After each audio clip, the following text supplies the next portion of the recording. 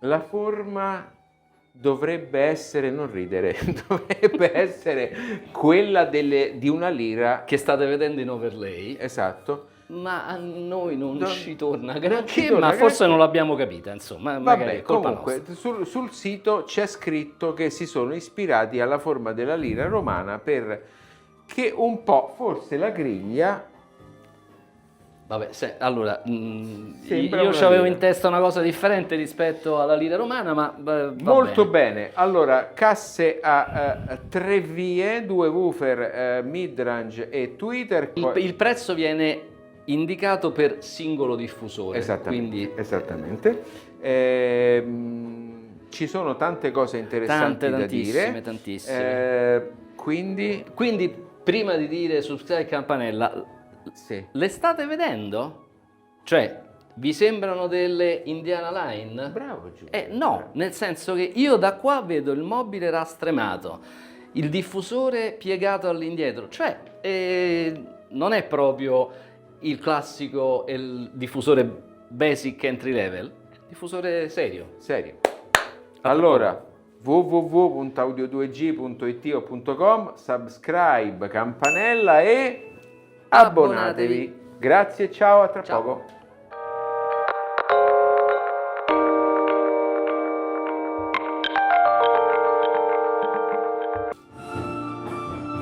Questo brano con questo amplificatore e queste casse mi piace particolarmente. Sì. Allora Giulio, prima di tutto ti devi spremere le meningi perché l'architetto sei tu e ci devi raccontare bene il fattore di forma di queste Lira 6, anche questa linea di fuga laterale bellissima. Vai. Stavo iniziando da questo. Vedete che c'è questa, è un dettaglio piccolo, come spesso sono i dettagli, ma che fanno la differenza. Cioè, vedete, il pannello superiore a livello visivo è in continuità con il pannello frontale e sulla parte laterale c'è questa scanalatura che sottolinea questa sorta di incastro fra il sopra e il davanti e il resto del diffusore.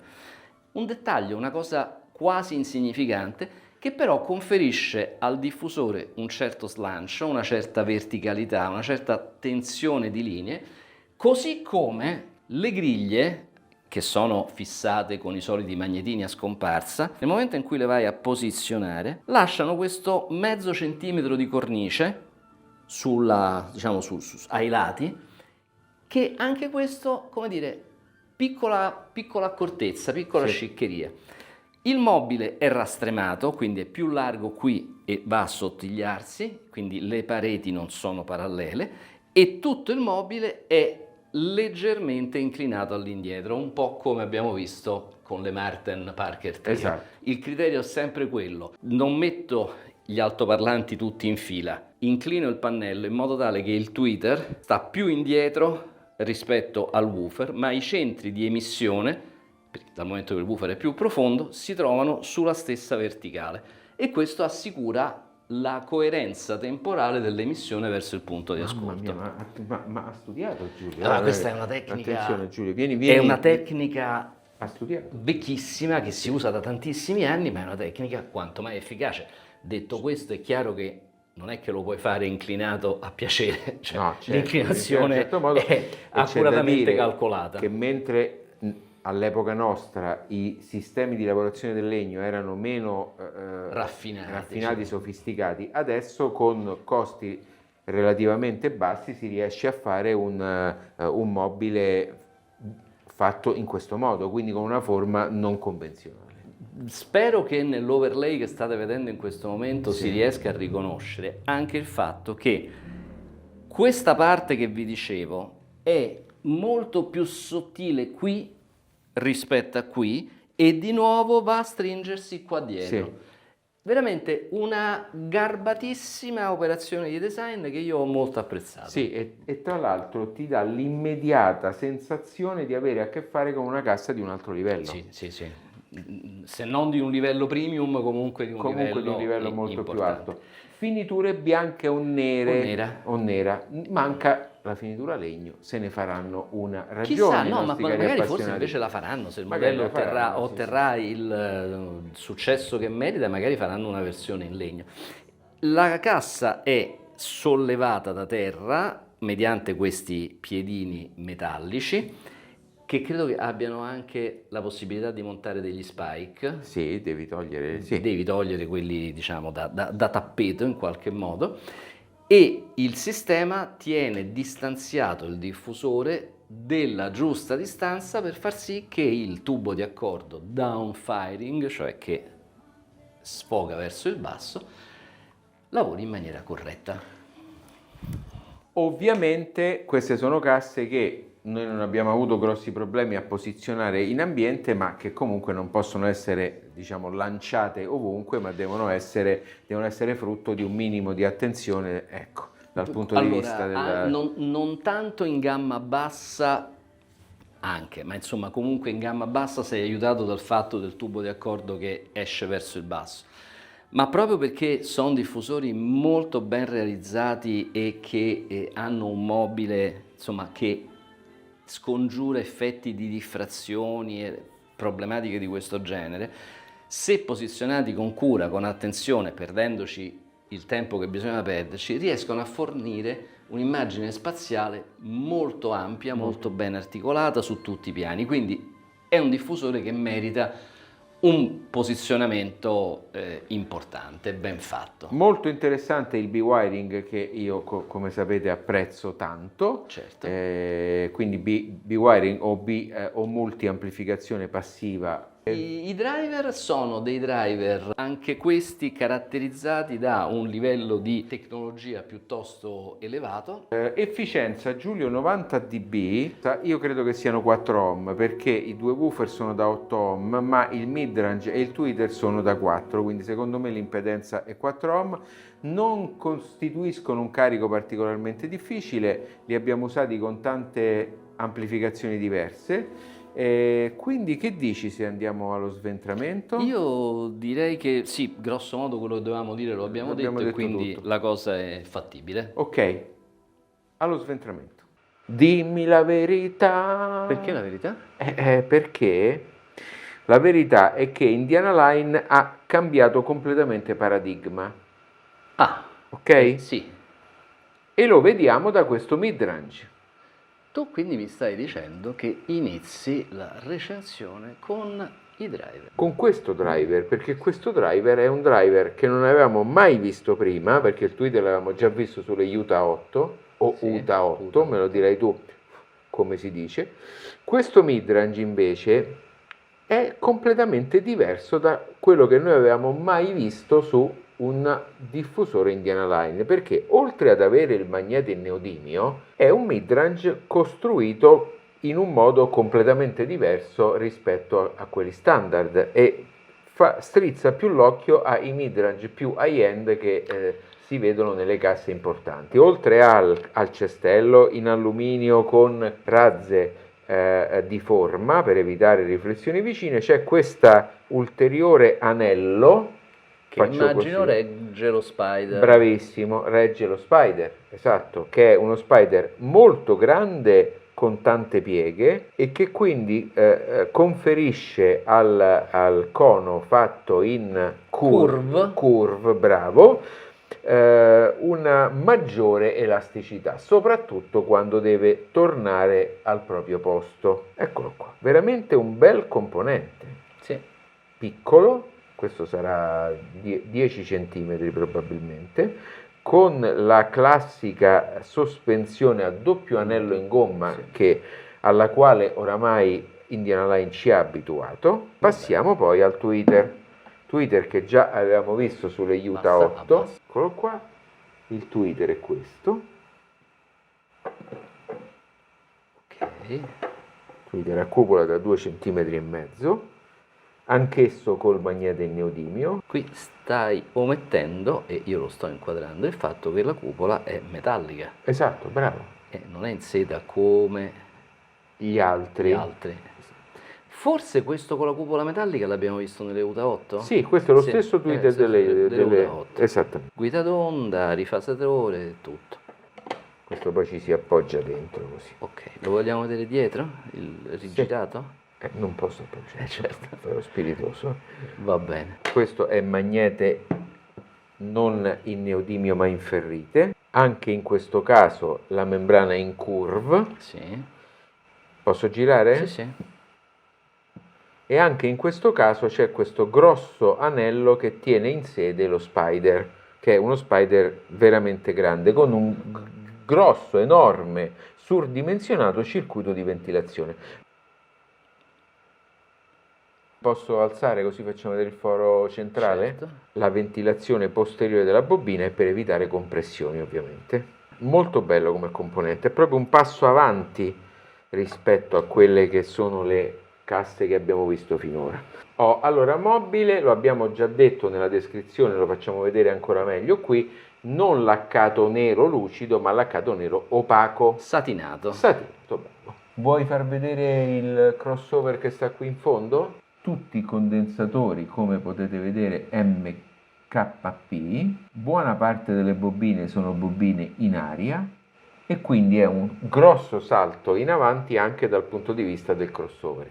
Già che ci sono, Sì. e qui lo riesco a far vedere, vedete che dentro al diffusore ci sono dei setti di irrigidimento, questi che sto indicando con il dito, questi qua. Eccoli. E ce ne sono, mi pare, 5 su tutta l'estensione del diffusore, che sono realizzati in legno di bambù, quindi sono molto leggeri e molto rigidi e servono a mettere in comunicazione tutto il volume interno che costituisce il carico dei due woofer, mentre per quanto riguarda il tweeter e il midrange lavorano in un loro vano di carico, e vedete che questo piccolo settino che io sto mostrando in questo momento è sostanzialmente il limitare il confine della camera, diciamo, di carico di questo gruppo di componenti, cioè del tweeter e del midrange. Il sistema è un sistema che lavora in bus reflex, e quindi c'è un tubo di accordo che sta sotto, quindi il sistema è il cosiddetto downfiring.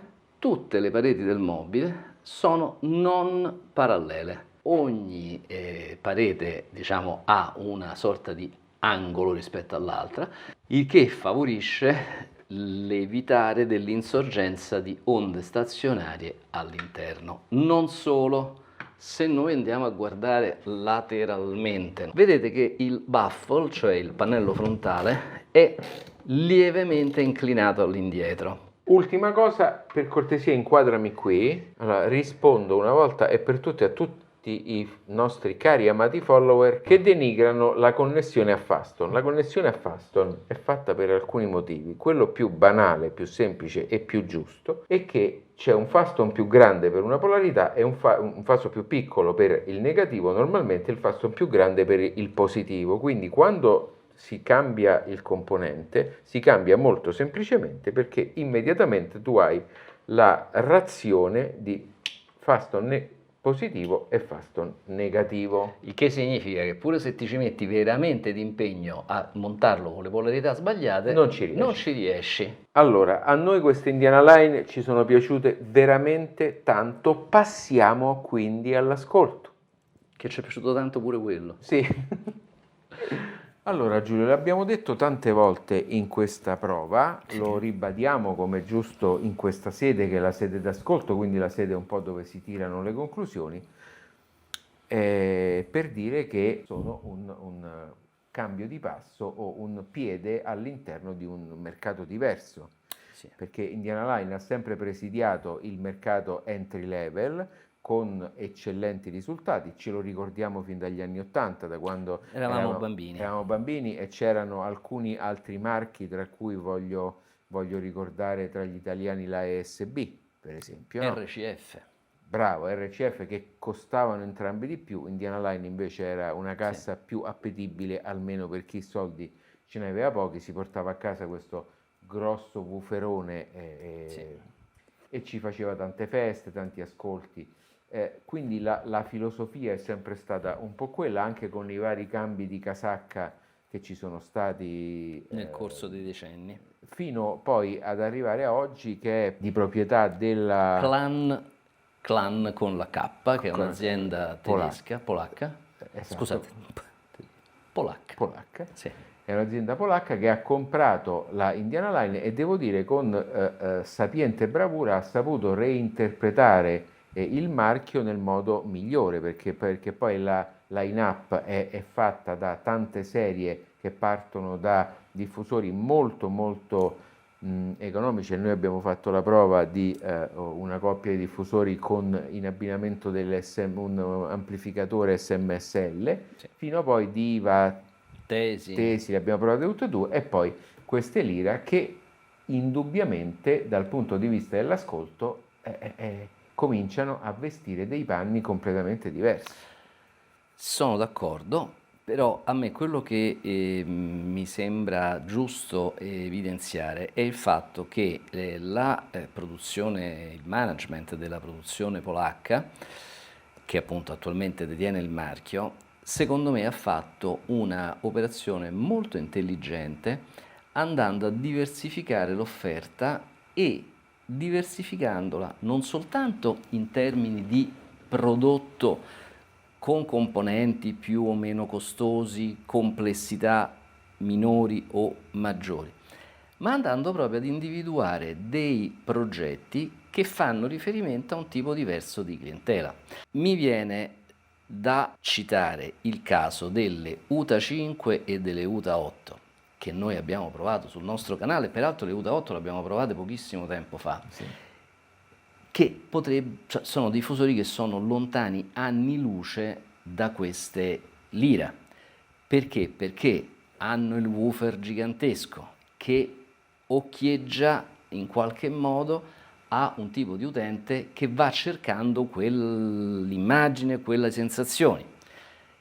Però guarda caso, economia di scala, il Twitter è lo stesso di queste Lyra, ma in queste Lyra quel Twitter è declinato assieme a due woofer invece del woofer gigante delle UTA 8. Perché due woofer? Perché due woofer è il modo moderno, l'approccio più moderno come soluzione al problema dei woofer. Anziché un woofer grande, grosso, lento, due woofer di pari superficie radiante che sono molto più semplici da movimentare, più veloci e fanno in modo che la cassa sia più piccola. La cassa sia più piccola, quindi una cassa più snella, di diversa inseribilità in ambiente. Una cassa che dal momento che si rivolge ad un determinato tipo di pubblico dice ok, mobile rastremato, pareti non parallele, mobile inclinato all'indietro, cioè tutti quegli indizi che noi andiamo a ritrovare su diffusori di fascia alta se non high-end. Però appunto ripensiamo sempre al discorso dell'economia di scala.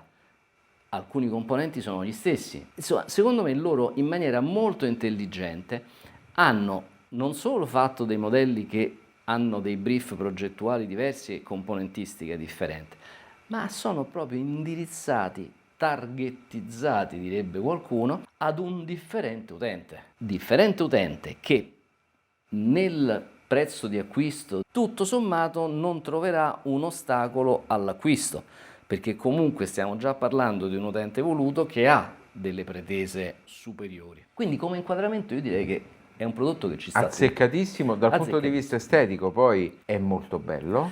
È bella, sì, è bella, cioè la cassa è bella, è diversa dalle altre, poi l'abbiamo detto in descrizione e quindi non lo stiamo a ripetere.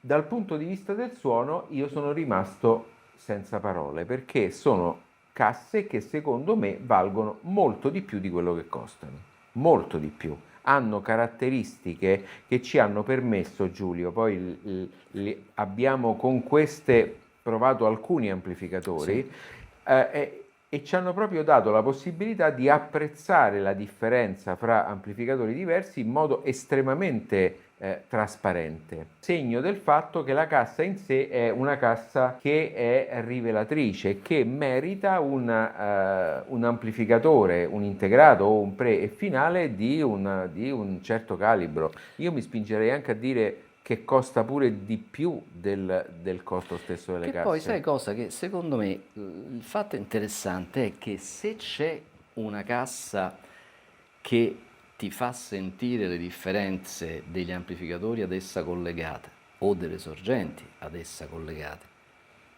vuol dire che quella cassa è essenzialmente una cassa molto neutra, molto equilibrata, che non ci mette del suo andando a coprire le caratteristiche certo, timbriche della sorgente che si trova a monte, e quindi tutto sommato è una cassa che dimostra di lavorare in maniera molto sana. Certo. E questa lo fa. Tra l'altro la gamma bassa, che non è facile, soprattutto con due altoparlanti relativamente grandi, downfiring, e è una gamma bassa controllata, con un perfetto contorno, che anche nell'ascolto della musica classica ci ha fatto apprezzare alla grande le differenze dinamiche. Certo.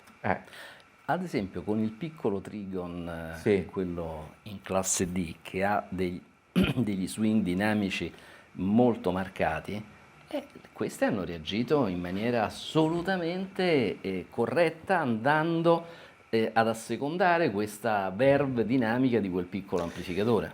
Guarda, a me sono piaciute tantissimo anche col Denon, perché il Denon con il Denon, certo, era molto morbido, molto aggraziato, e questo midrange, che è un midrange che si sente che è proprio un altro livello rispetto ai midrange che fino adesso abbiamo ascoltato di Indiana Line, mi ha fatto apprezzare tanto le voci, mi ha fatto apprezzare tante cose con un grande gusto, tanto che anche quando abbiamo fatto la prova del Denon quasi consigliamo l'abbinata, perché per quanto ci è piaciuta. E l'esito sono due suoni molto diversi. Completamente. Però entrambi piacevoli. Sì, tra l'altro veramente quale scegliere è un po' un punto interrogativo, perché poi dipende molto, secondo me, pure dall'umore di quel momento, no? Il Trigon è più presente, più frizzante, più aggressivo, il Denon è più rilassante. Quella sensazione di velluto del Denon, esatto, questi diffusori l'hanno tradotta benissimo, in un modo benissimo. eccellente. A me sono piaciuti veramente tanto. Chi lo sa poi se insieme con il bookshelf piccolo e queste Lira 6 poi magari pensano di fare Lira 8, chi lo sa. L'unica mia perplessità, ma non è una perplessità che è inerente al prodotto in sé per sé quanto alle dinamiche di mercato, è che purtroppo ci vogliono tanti anni per scollarsi di dosso una caratterizzazione. Indiana Line da sempre è un brand che si occupa di entry level, questo è un diffusore di fascia media e magari non sarà semplice, perché l'appassionato o non se ne accorge, l'appassionato forse un po' distratto, o non se ne accorge, o istintivamente è portato ad andare a cercare altri marchi. Certo. Però sarebbe un peccato, e insomma anche in questo caso, comprendendo le difficoltà, ma insomma è giusto magari in una fiera, magari in uno showroom, andarsela ad ascoltare, perché francamente per me sono stata una sorpresa. Perfetto, allora www.audio2g.it o .com, tutti i vari social, Facebook, Instagram, LinkedIn, oltre a iscrivervi, per cortesia, abbonatevi, magari ci date una piccola mano. Vi ringraziamo tanto, a presto.